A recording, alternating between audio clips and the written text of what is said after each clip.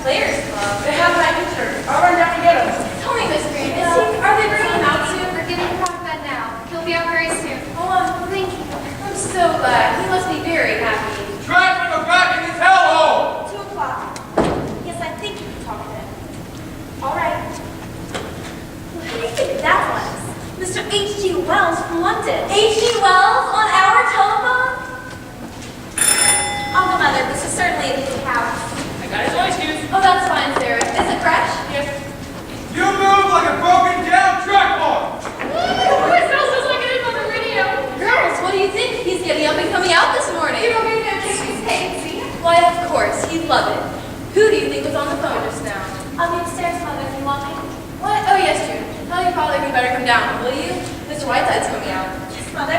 Is he really coming out this morning? I brought him a plant. Do you think it's alright if I use it? Well, I think that'd be lovely. Oh, it's a custom, shall we? Why, how nice. Who do you think was on the phone? H.G. Wells from London. And look at those cablegrams. He's had calls and messages from all over this country and Europe. The New York Times, and Felix Frankfurter, and Dr. Defoe, the Mount Wilson Observatory. I just can't tell you what's been going on. I'm simply exhausted. There's a big piece about it this week's Life. Did you see it? No, really? Reading to it too, Daisy. Listen. Portly Sheridan Whiteside, critic, lecturer, wit, radio orator, intimate friend of the great Newgate, last week found a celebrating wit, no with which to combat an injured hip.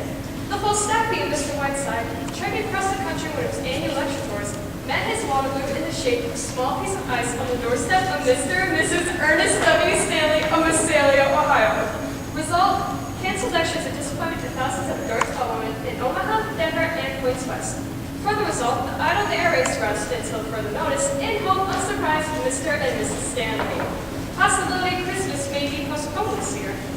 What's that mean? A small piece of ice on the doorstep of Mr. and Mrs.? Think of it. Of course, if it were my house, Daisy, I'd have a bronze plate put on the step, ready to keep that. Well, of course I feel terrible about it. He just never goes to dinners anywhere, and he finally agreed to come here, and then this had to happen. Poor Mr. Whiteside. But it's going to be so wonderful having him with us, even for just a little while. Just think of it. We'll sit around in the evening and discuss books and plays, all the great people he's known, and he'll talk in that wonderful way of his. He may even read Goodbye, Mr. Chips to us. Daisy, I cannot wait any longer. Mr. Whiteside. Good morning, ladies. Good morning. Ernest, he's coming out any minute. And H.G. Wells telephoned from London.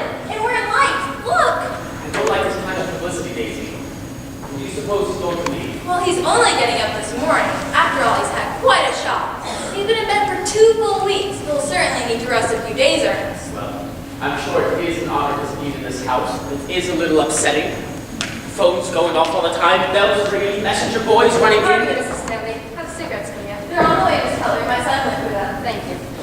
This is Miss Keller, Mr. Whiteside's secretary.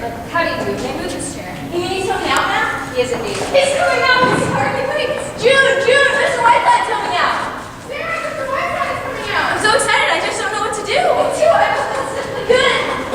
Good morning, Dr. Bradley. Oh, good morning, good morning. Well, here we are, all merry and bright. Bring out our little patient, Miss Breen.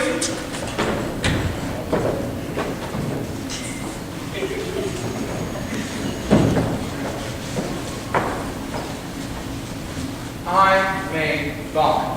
Good morning, Mr. Whiteside. I'm Mrs. Ernest Stanley, remember?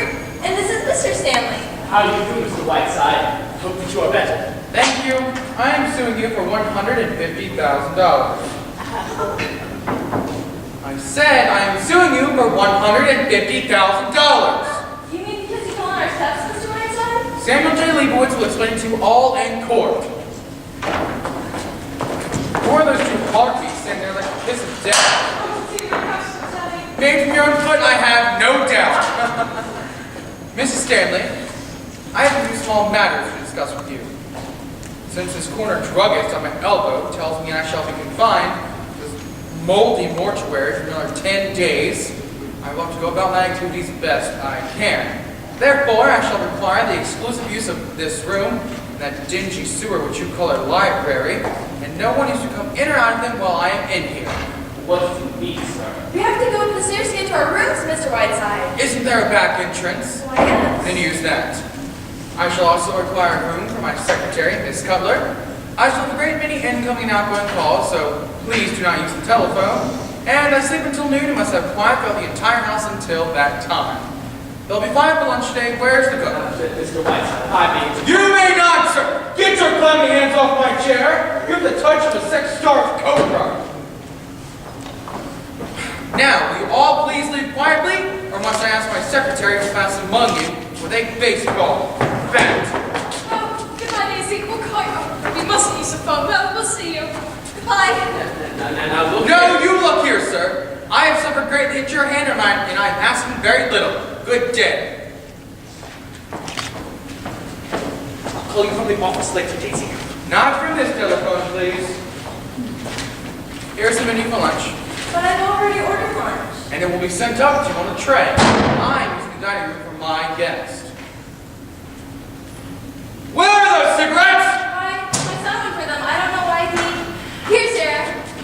Here's the menu for lunch. I'll have mine upstairs on a tray. Young lady, I cannot stand your decision. We either go up those stairs or come down them. Oh, good morning, Mr. Whiteside. Here are the cigarettes you wanted. Sorry it took so long. I had to go to 3 different stores. You were gone long enough to have a baby. Is there a madness underlying you from the gross inadequacies of the human race? Well, I think I can leave you in the capable hands of Miss Cutler. Shall I look in again this afternoon? If you do, I shall spit right in your eye. Oh, what a sense of humor you writers have. Oh, by the way, this really isn't worth mentioning, but I've been doing a little writing myself about my medical experiences. Mine to the stairs, nothing? Would it be too much to ask that you would glance over it while I got here? Trapped. Well, I just happen to have a copy with me. There we are. The tales of a humble practitioner for 40 years an Ohio doctor. I shall drop everything. Oh, thank you, and I do hope you like it. Well, I'll see you on the morrow. Keep that hip quiet and don't forget those little pills. Goodbye. Take 40 years to live in the neighborhood, whatever it's called. Well, I must say, you certainly acted all of your cousin's grace and charm. Look here, folks. I am in no mood to discuss my behavior, good or bad. I have no desire to cross this cheerless threshold. I was hounded and bagged into it, and I fired myself after 2 weeks of racking pain, accused of acting without charm. What would you have me do? Just Very well, Sherry. After 10 years, you should have known better than to try to do anything about your manners. When I finally give up this job, I may write a book about it all. Through the years of brainstorming. look here, Repulsive. You are tied to me with the will floor made of piano wire. And now, if we may dismiss the subject of my charm, which, incidentally, I get paid $1,500 in appearance, maybe we can get down to work. Oh no, we can't. Yes? I'm Harriet Stanley, and I've known your Sheridan Whiteside, and I found this holly for green against the pine trees, and remember what you had written about tests and Jude the Obscure, and it's the nicest present I can bring you.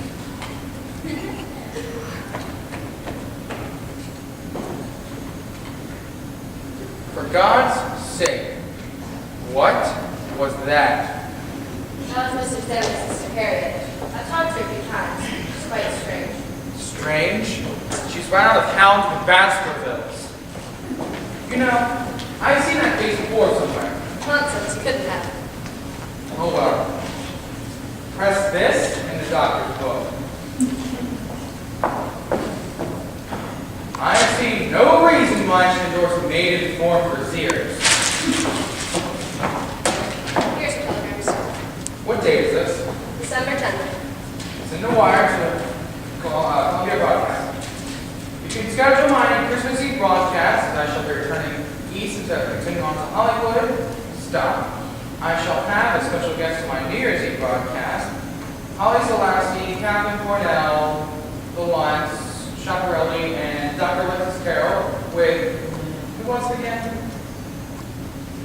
We'll figure it out later. Whiteside. Are you sure you'll be right by Christmas, Sherry? I'll be fine. Send a wire to Muhammad Gandhi, Bombay. Dear Boo, schedule change. Meet me in Calcutta, July 12th, dinner 8:30, Whiteside. Send a wire to the editor of the Atlantic Monthly.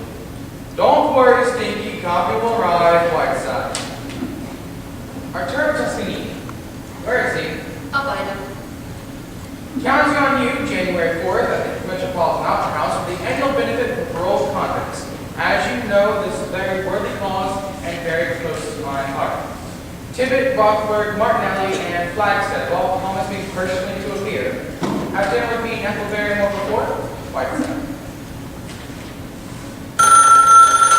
That is for Mrs. Stanley. Tell them she's too drunk to talk. Hello? What? Hollywood.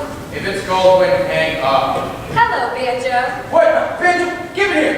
Banjo, you look so-and-so. How are you, darling? Come on, give it to me. Shut up, Sherry. Are you coming east, Banjo? I miss you. Oh, he's going to live. Stop drooling, give me the phone. He's giving at me now. Here he is. Hello, you fawns behind, and what are you giving me for Christmas? No, I'm fine. Yes, I'm still here. Oh, yes, I'm in good hands. I'm the best horse doctor in town. Now, what about you, Benj, my boy? Having fun? How's the picture coming? How are Wacko and Slumbo? Playing at cribbage lately? What? Well, don't take all of his money and leave a little bit for me. No, I go on to New York from here. I'll be there for 12 days and on to Dartmouth for the drama festival. You're what? Having your portrait painted? By whom? Built gross? No, not really. Well, I don't have time to talk about how the riffraff. Kiss the little Parsons for me. Goodbye. He took $1,400 from Sam Goldwyn in the cribbage the other night. And you know what Goldwyn said? He said, Banjo, I am never playing coverage with you again. What's all this about kids having his portrait painted?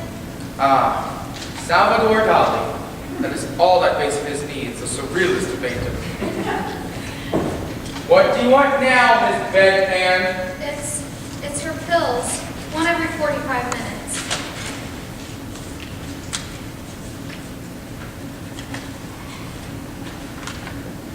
Here's the cable from that dear friend of yours, Lorraine Shelton. Give it here.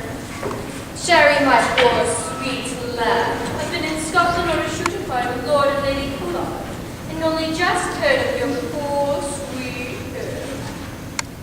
I'm down here in Stoke with Lord Bottomley. Selling Wednesday in the Normandy cannot wait to see my poor sweet Sherry. Your blossom girl, Lorraine. In the words of the master, I may not. Don't be bitter because Lorraine Sheldon's more beautiful than you are. Lorraine Sheldon is a very fair example of that small but vicious argument. Pure jealousy if I ever saw it. Give me the rest of those. Lorraine Sheldon, Lord Bottomley, I am afraid.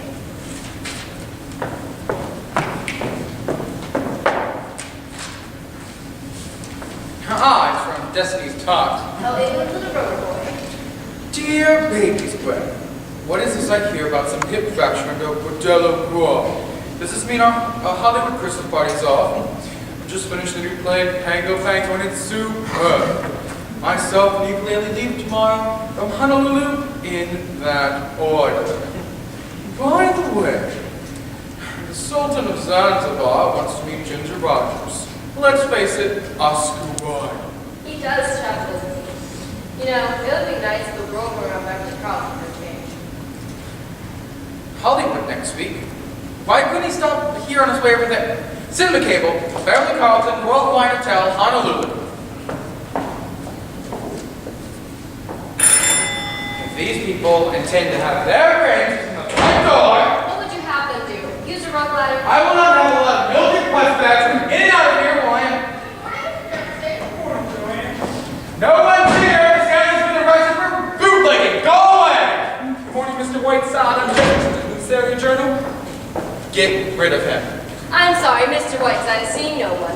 Really? So will you please excuse us? Good day. Mr. Whiteside seems to be sitting up and taking notes. I'm afraid he's not taking notes of Miss Elliot Journal. Do you mind? You know, if I'm going to be insulted, I'd like to think on Mr. Whiteside himself. I never did like carbon copies.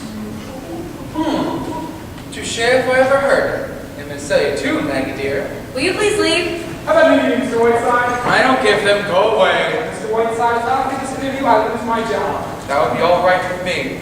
You don't need that, Mr. Whiteside. You used to be a newspaperman yourself. You know what editors are like? Well, mine's the toughest one that ever lived. You're not going to get it on me that way. If you don't like him, get off the paper. Yes, but I happen to think it's a good thing. Well, even Alan White would let them board it, but he didn't. You have the effrontery in my presence to compare yourself with William Allen White? Only in the sense the White statement for it, and I'm going to stay here and say what I want to say. Such as what? I can't put into words, Mr. Whiteside, it sounds like an awful lot of food, but the journal of my father's paper is sort of a sentimental point with the paper. I'd like to stay here and carry on where I left off. Ah, so you own the paper, eh? That's right. So this terrifying editor, this dread, journalistic apocalypse is you, yourself. Good word, yes. I see. In the future, Sherry, let me know when you don't want to talk to people. I'll usher them right in. Come here, my boy. I suppose you've written that novel. No, I've written that play. Well, I don't want to read it. Allow me.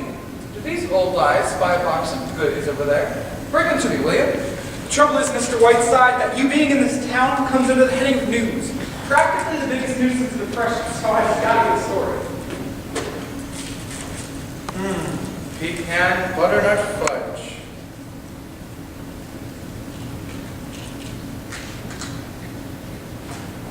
Now, Mr. Whiteside, it'd be very helpful. Oh my! You must be kidding, Mr. Whiteside. It's very bad for you. My great aunt Jennifer ate a whole box of chocolate every day of her life. She lived to be 102, and when she had been dead for 3 days, she looked better than you do now.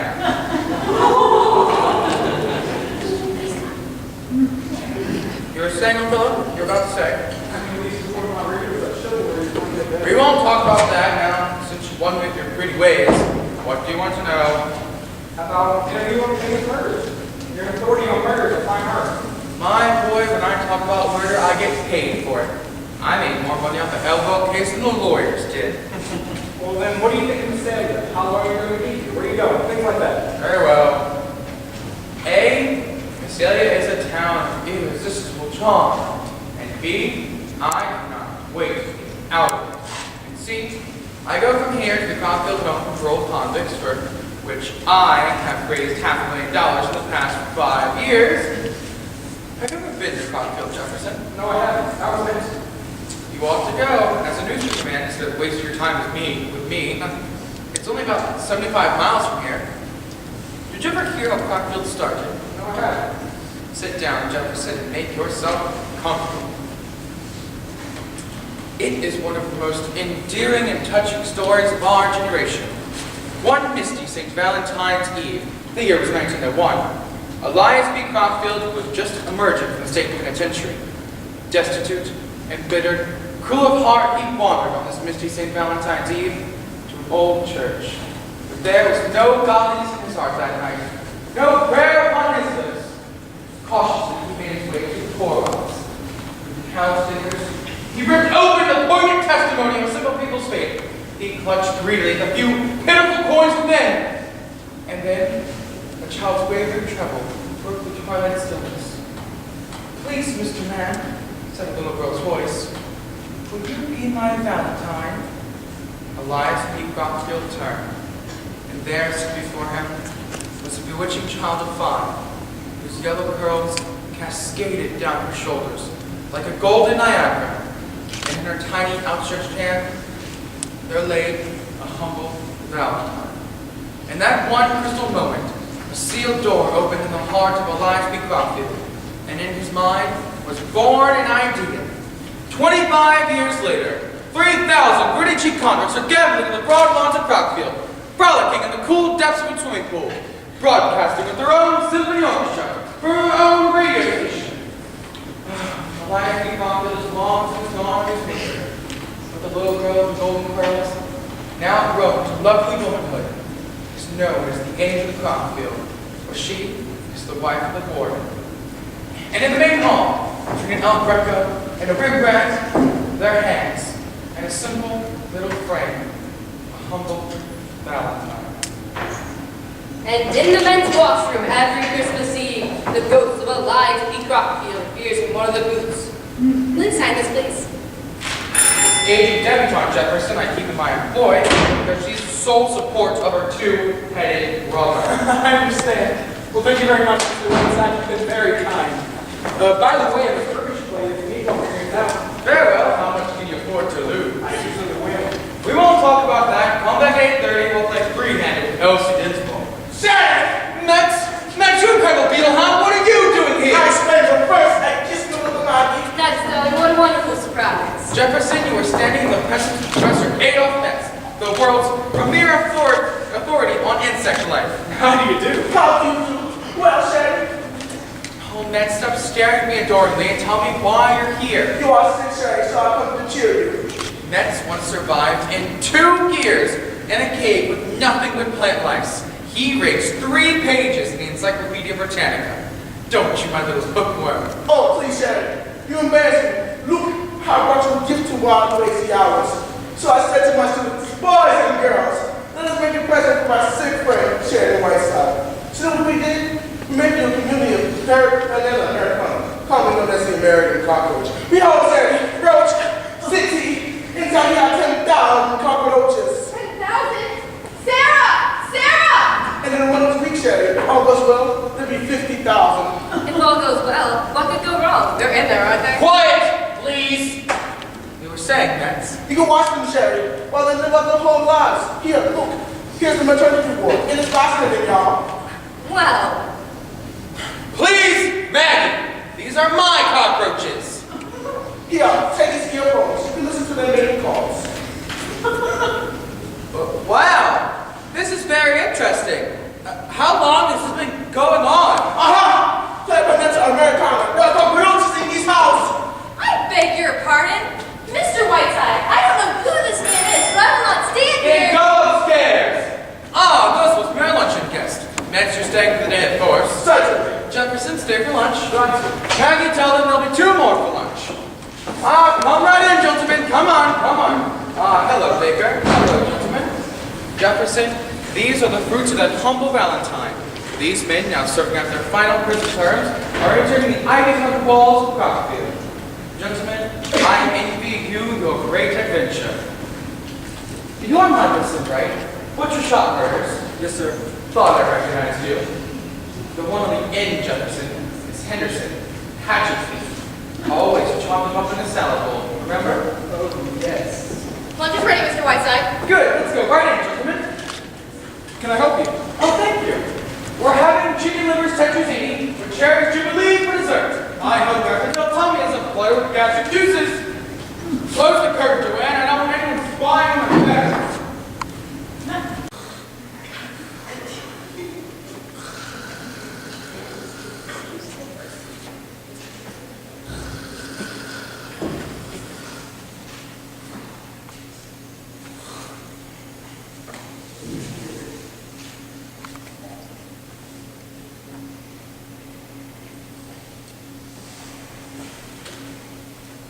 I was dreaming, Lillian Russell, and I awake to find you. Your medicine, Mr. Whiteside, What time is it? about 6:30. Where is Miss Cutler? She went out Out. with Mr. Jefferson.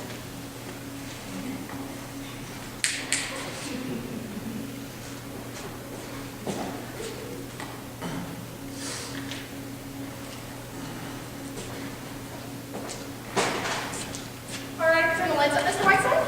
Of course, Joanne. Go right ahead. And Sarah has something for you, Mr. Whiteside. Made it special. She does? Where's my souffle queen? Here we go, Mr. Whiteside. She walks in beauty like a knight, and has got the hands and cigar from Michelangelo.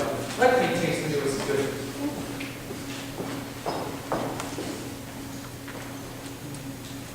Poetry. Sheer poetry. I put a touch of acid in the dough. Do you like it?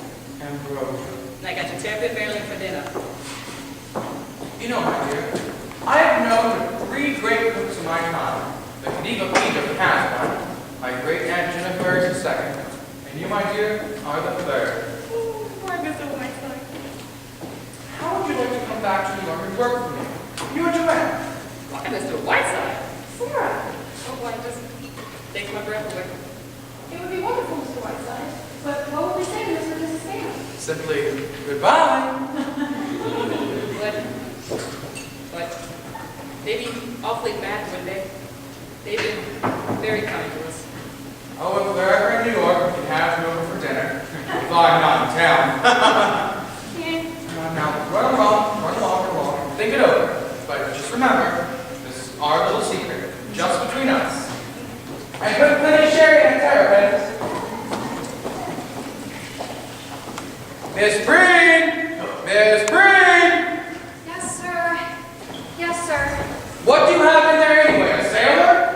But I was just washing my hands. What time did Miss Cutler go out? Oh, a couple hours ago. And Mr. Jefferson called for her? Yes, sir. Very well, go back to your sex life.